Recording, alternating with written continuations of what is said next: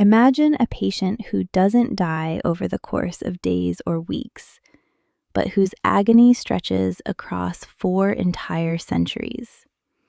A body once so titanic it hugged the globe, yet rotting from the inside out while the world still trembled at its size. This patient is the Spanish Empire. We know the romanticized images: conquistadors in gleaming armor, galleons with billowing sails, the gold of the Incas.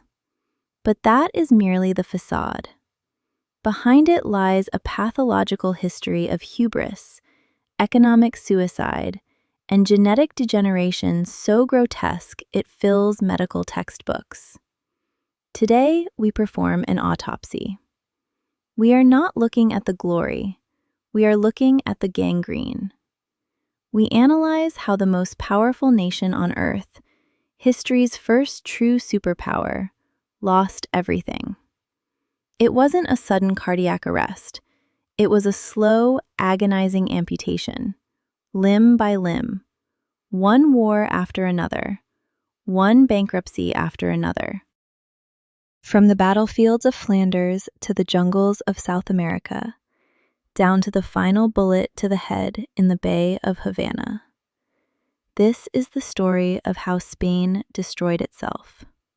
Welcome to the cold reality of imperial decay. We must understand the height of the fall to feel the impact. In the 16th century, under Philip II, Spain wasn't a country, it was a god. Madrid was the nerve center of a network stretching from Manila to Mexico to Milan. The Spanish tercios, those feared infantry squares of pikemen and arquebusiers, were the undisputed death machine of European battlefields. No one could beat them.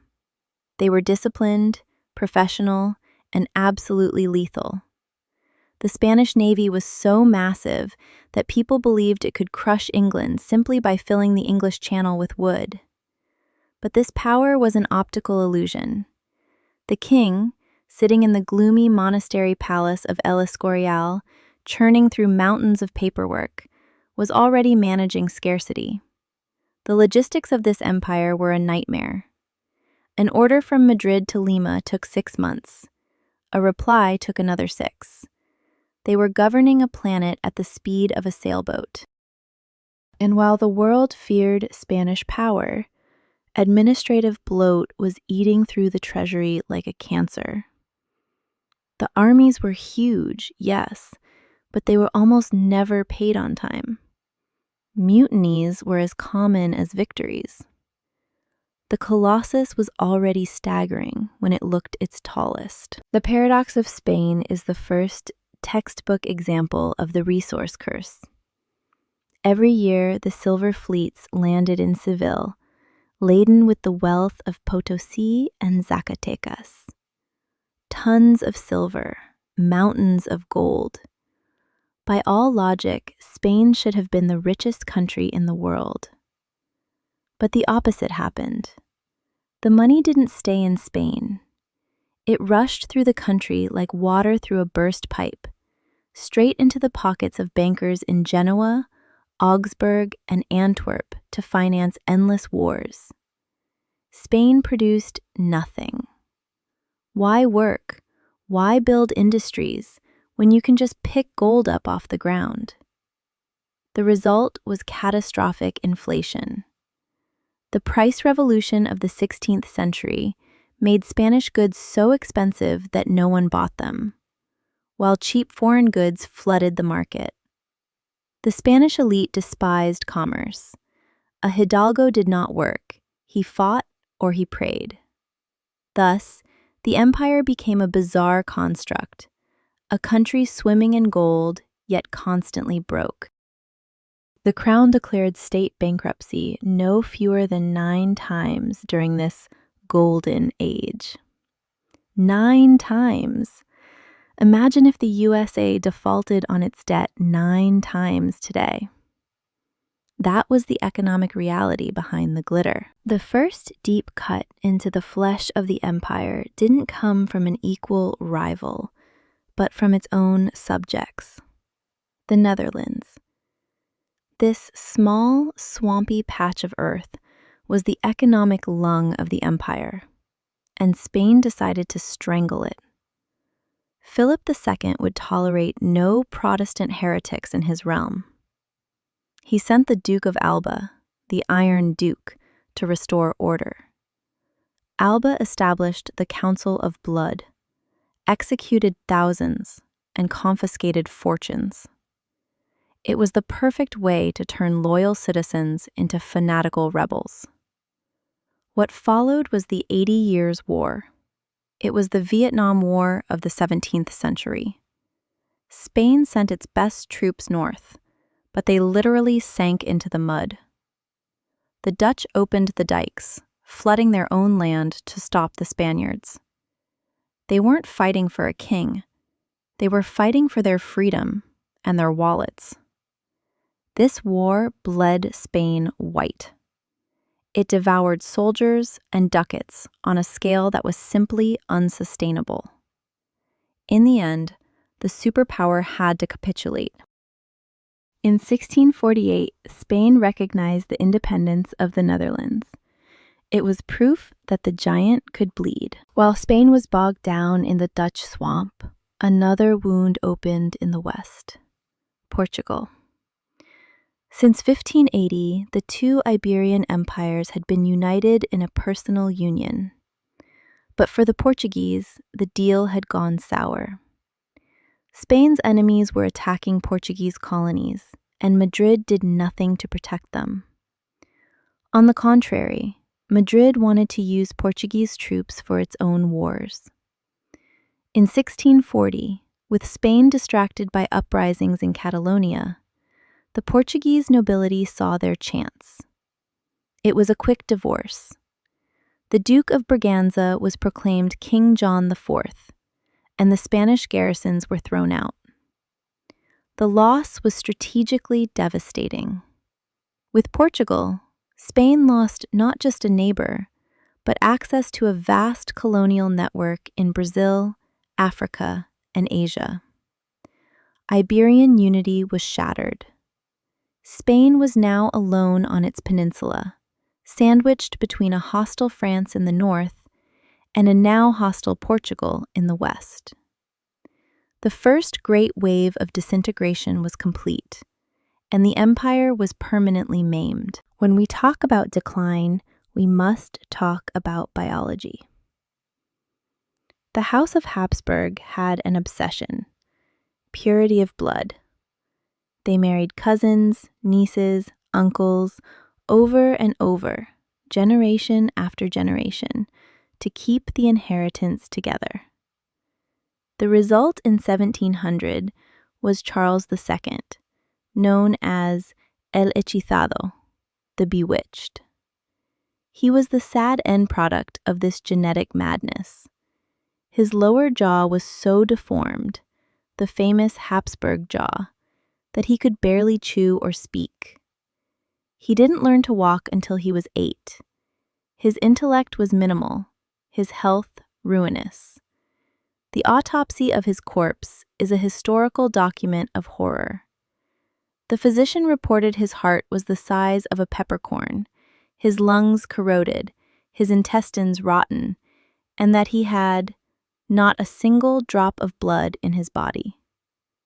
This man was the absolute ruler of a global empire. His impotence was politically fatal. He died without an heir. The mightiest realm on earth was leaderless. Like vultures, the other European powers descended on the carcass to tear it apart. The dynasty had literally bred itself to death. The War of the Spanish Succession that followed Charles's death was the first true world war of the modern era. For 12 years, Europe was devastated, simply to settle which French or Austrian prince would sit on the Spanish throne. For Spain itself, the result, the Treaty of Utrecht in 1713, was a humiliation of historic proportions. The country was filled. It lost everything it still possessed in Europe: the Spanish Netherlands, modern-day Belgium, Milan, Naples, Sardinia. The European empire vanished overnight. But the most painful loss was a tiny rock, Gibraltar.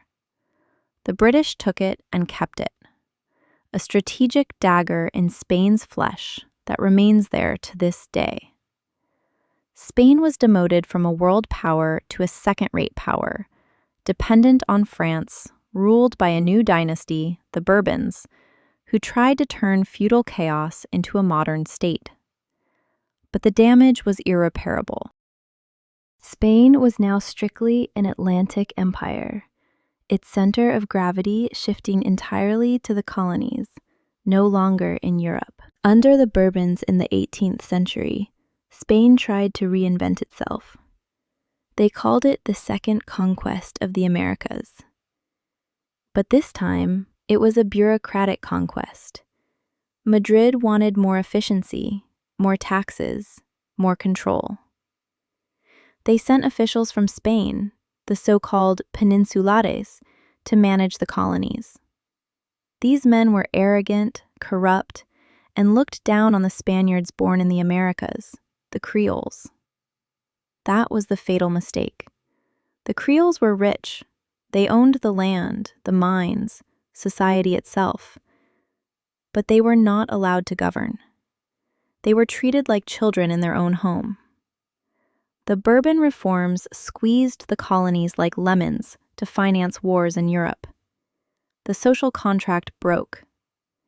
The Creoles began to feel not like Spaniards, but like Americans, Mexicans, Peruvians. The empire created its own gravediggers by betraying and humiliating its most loyal subjects. The powder keg was full. The fuse for this powder keg was Napoleon Bonaparte.